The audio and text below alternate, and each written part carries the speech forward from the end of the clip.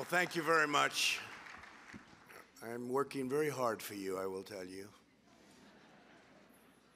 And sometimes you don't make it easy, and I certainly don't make it easy on you. And I will continue that tradition, if I might, this morning. And Arthur, I don't know if I agree with you. But I don't know if Arthur's going to like what I'm going to say. But I love listening to you. It's really great. Thank you very much. And thank you, Congressman, for the great job you've been doing and the relationship and the help. You're a warrior. Thank you very much. And Kevin, you're a warrior. Thank you. The job you've done is incredible. It wasn't supposed to be that way. A lot of extra work, unnecessary work. It's wonderful to be with the thousands of religious believers for the 68th Annual National Prayer Breakfast. I've been here from the first one, where I had the privilege of being asked. I've been with you for a long time before that, and we've made tremendous progress, tremendous progress. You know what we've done. I don't think anybody's done more than all of us together during this last 3 years, and it's been my honor.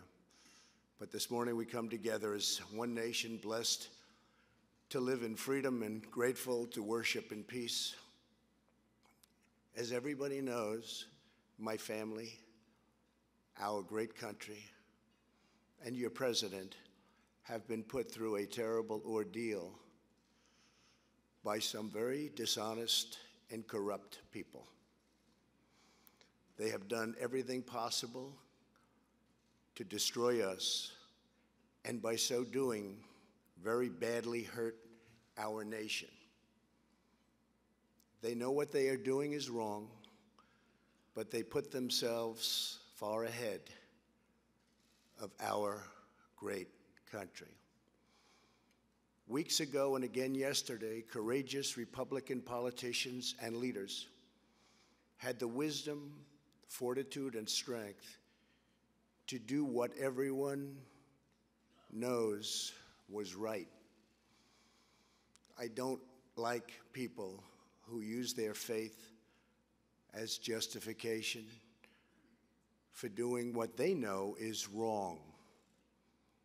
Nor do I like people who say, "I pray for you," when they know that that's not so. So many people have been hurt, and we can't let that go on. And I'll be discussing that a little bit later at the White House. We're joined today by two people whose faith inspires us all. Our amazing, wonderful friend, Vice President Mike Pence, and his wonderful wife, Karen. Thank you. Thank you, Karen. Thank you to all of our great political leaders out there, so many that I've been working with so hard over the last 3 years, and we've accomplished so much. And to members of my cabinet in attendance, Secretary Mike Pompeo, Mark Esper, David Bernhardt, Jean Scalia, Alex Azar, Ben Carson, Dan Broilette, Betsy DeVos, Robert Wilkie, and Administrator Jovita Carranza. Joining us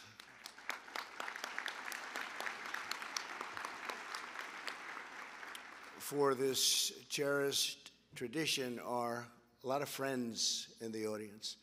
Many really have become friends. They are political leaders. They become great friends. That's all I get to meet anymore.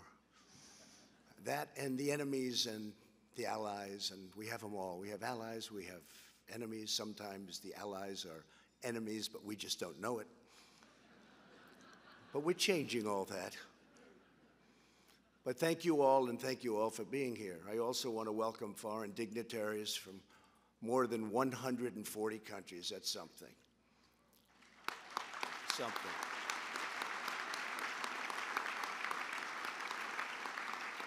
Everyone here today is united by a shared conviction. We know that our nation is stronger, Our future is brighter and our joy is greater when we turn to God and ask Him to shed His grace on our lives. On Tuesday, I addressed Congress on the State of the Union and the great American comeback. That's what it is.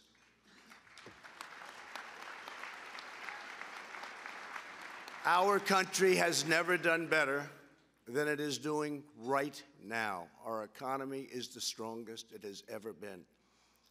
And for those of you that are interested in stocks, it looks like the stock market will be way up again today. According to the latest Gallup poll that just came out a little while ago, a few minutes ago, American satisfaction is at the highest level ever recorded. Can you imagine? And that's from Gallup, no friend of mine. 90% of Americans say they are satisfied with their personal lives. How about that? Isn't that something? Just came out today. They must have known I was going to be here. In everything we do, we are creating a culture that protects freedom and that includes religious freedom.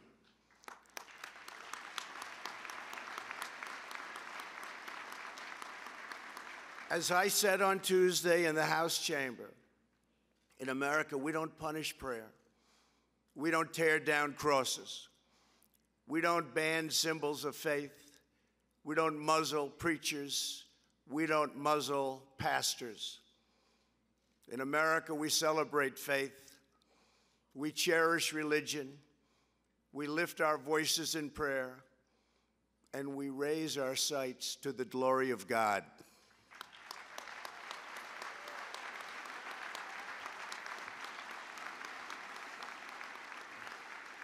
So much of the greatness we have achieved, the mysteries we've unlocked and the wonders we've built, the challenges we've met, and the incredible heights that we've reached has come from the faith of our families and the prayers of our people. Before America declared independence, patriots in all 13 colonies came together in days of fasting and prayer. In the bitter cold of Valley Forge, Washington and his men had no food, no supplies, and very little chance of victory. Reminded me a little bit of 2016. We had very little chance of victory, except for the people in this room, and some others believed we were going to win. I believed we were going to win. But what they did was have an unwavering belief that God was with them. I believe that too.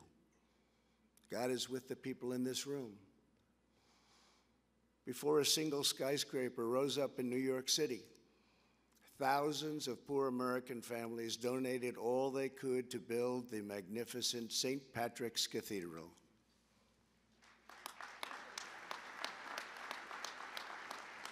When Buzz Aldrin landed on the moon, he said, "Houston, I would like to request a few moments of silence." Then he read from the Bible.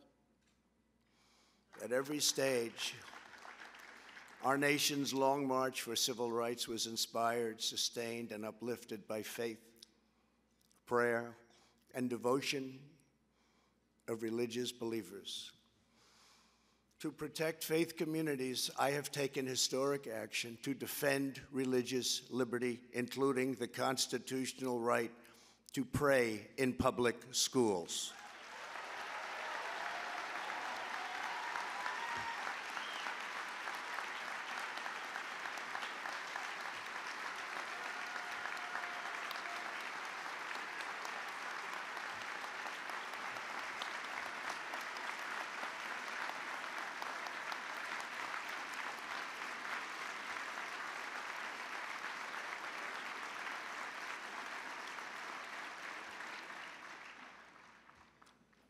We can also talk about the Johnson Amendment. We can talk about Mexico City policy.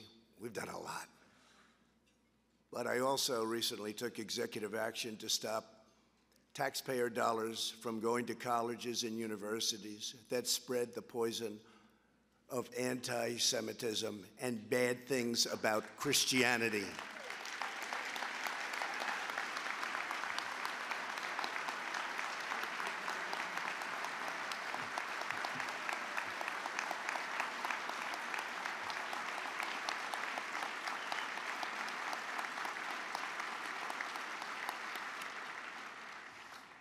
We are upholding the sanctity of life. Sanctity of life.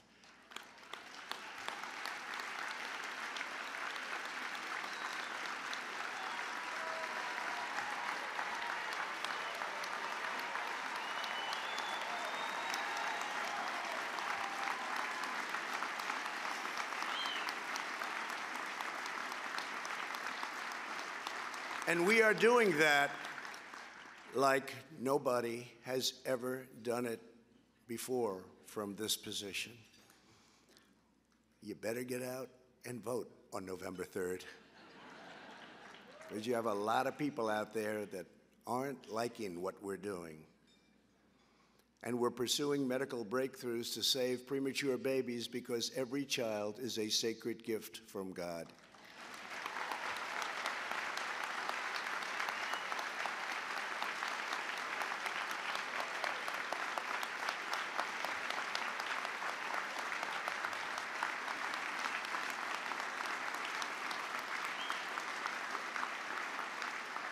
Together, we are building the world's most prosperous and inclusive society. We are lifting up citizens of every race, color, religion, and creed. We are bringing hope to forgotten communities, and more Americans are working today. 160 million, a little bit short, just a little bit. 160 million, we've never been even close than ever before. Think of it, more Americans are working today, almost 160 million than ever before. Our unemployment numbers are the best in the history of our country. A more specific number, and numbers that you hear me say if you listen: African American, Asian American, Hispanic American, the best unemployment numbers in the history of our country. Women, best in 71 years. Sorry, we'll have you there soon. Soon it will be historic. Have to apologize to the women. It's only 71 years. But the best unemployment numbers. We're doing things that nobody thought possible. We're setting records that nobody thought achievable. And to give former prisoners a second chance at life, which so many people in this room have worked on for so long. We passed criminal justice reform into law, and I signed it 9 months ago.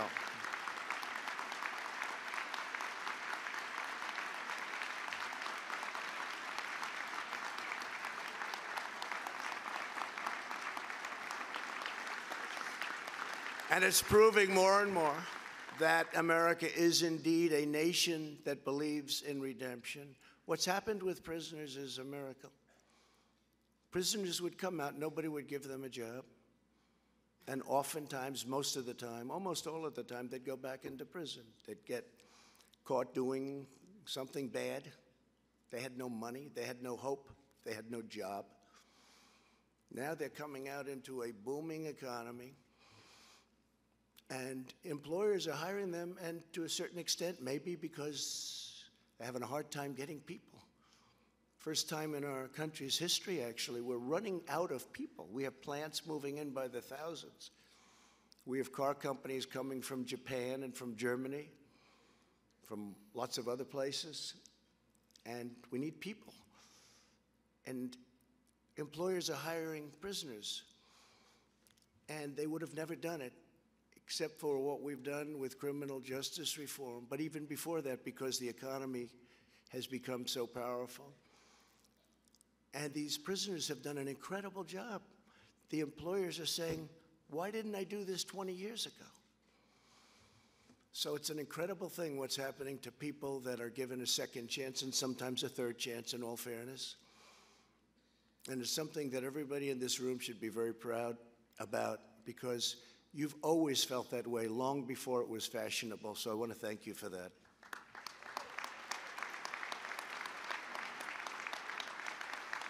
As we revive our economy, we are also renewing our national spirit. Today, we proudly proclaim that faith is alive and well and thriving in America, and we're going to keep it that way. Nobody will have it changed. It won't happen as long as I'm here. It will never, ever happen.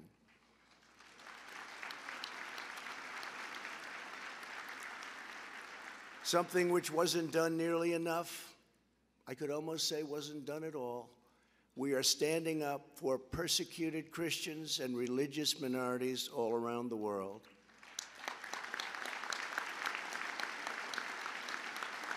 Like nobody has ever done. Last year at the United Nations, I was honored to be the first president to host a meeting of religious freedom. It was based all on religious freedom. That was the first meeting of its kind ever held at the United Nations. There I called upon all nations to combat the terrible injustice of religious persecution. And people listened. And countries that we give billions of dollars to, they listened because they had to listen. It's amazing how that works, isn't it? But nobody ever played that game before. Weeks ago, a 21-year-old woman who goes by the name of Mary was seized and imprisoned in Iran because she converted to Christianity and shared the gospel with others. In Venezuela, the dictator Maduro has arrested church leaders. At the State of the Union, I was honored to host the true and legitimate president of Venezuela, Juan Guaido. Good man. I told him that all Americans stand with the Venezuelan people in their righteous struggle for freedom. Yesterday, our administration launched the International Religious Freedom Alliance, the first ever alliance devoted to promoting religious liberty. It was something, really something. More than 25 countries have already joined our campaign. I want to thank Secretary of State Mike Pompeo, along with Ambassador Sam Brownback, who are both here this morning, for leading this historic initiative. Thank you very much. Thank you, Mike. Thank you. All of us here today reaffirm these timeless truths. Faith keeps us free. Prayer makes us strong. And God alone is the author of life and the giver of grace.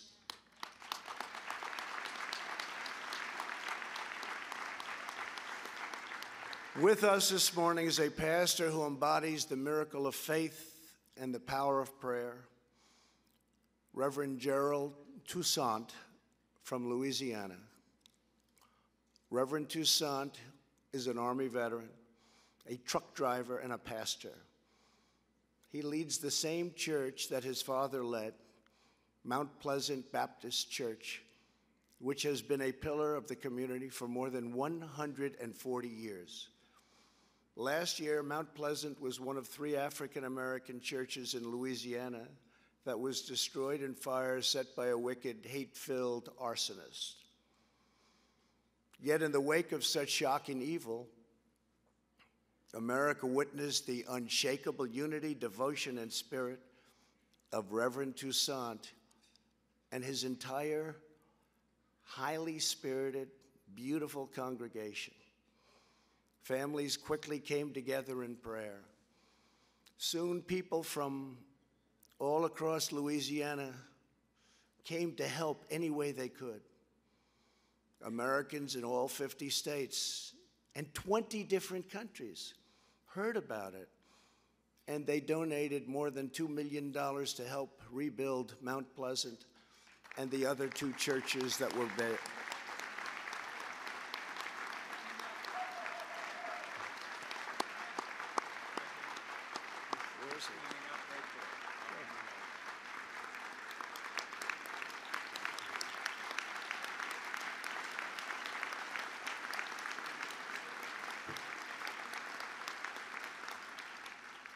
On Easter Sunday, just days after he lost his church, Reverend Toussaint preached about what it all meant. What does it mean? The Easter season, he said, is a fitting metaphor for recent events. It was dark the day that Jesus was crucified. It was dark at night when they burned our church. What has happened since is like a resurrection. Old things are gone, but it's going to be a brand new start, and it's going to be better than ever, Reverend. Better than ever. Fantastic. And today, just 10 months later, the ground is cleared. Careful plans have been made, and they're beautiful plans. And construction is about to begin on the new and very, very magnificent Mount Pleasant Church. Congratulations.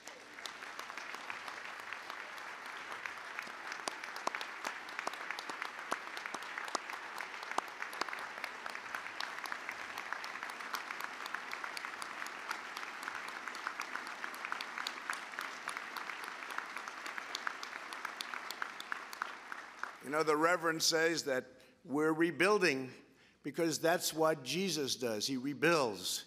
He lives and he breathes. It's what he does. He wants it to be rebuilt. It was torn apart, but it's being rebuilt again, and I'll bet you it will indeed be bigger, better, and nicer than before. What do you think, Reverend? Yes? And it's going to have your mark on it. It did have, and now it have even great. And your father is looking down on you right now, and he's very, very proud of the job you've done. Thank you very much. Very much inspire us, Reverend. Thank you.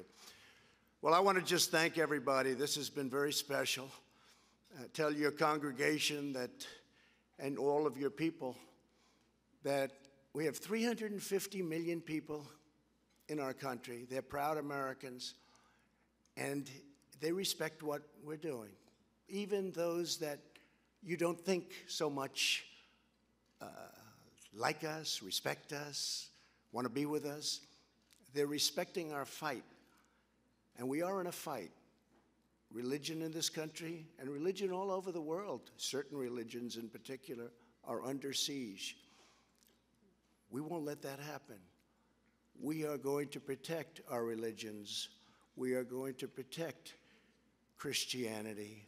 We are going to protect our great ministers and pastors and rabbis and all of the people that we so cherish and that we so respect. America is eternally in the debt of our nation's African-American churches all throughout this country. That's why it's so fitting and so, it's one of the reasons we chose this particular church in Louisiana. For generations, they've bravely fought for justice and lifted up the conscience of our nation, and we're grateful beyond any measure. But I can say that going beyond that, we're grateful to the people in this room for the love they show to religion. Not one religion, but many religions. They're brave, they're brilliant, they're fighters, they like people, and sometimes they hate people. I'm sorry. I apologize. I'm trying to learn. It's not easy. It's not easy.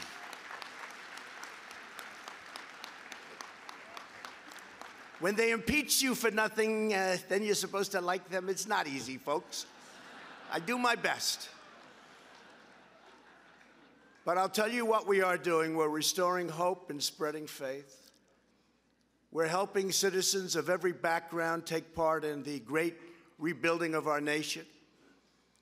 We're declaring that America will always shine as a land of liberty and light unto all nations of the world. We want every nation to look up to us like they are right now. We were not a respected nation. Just a few years ago, we had lost our way. Our country is respected again by everybody. This morning, let us ask Father in heaven to guide our steps, protect our children, and bless our families. And with all of our heart, let us forever embrace the eternal truth that every child is made equal by the hand of Almighty God. Thank you, God bless you, and God bless America. Thank you all very much. Thank you.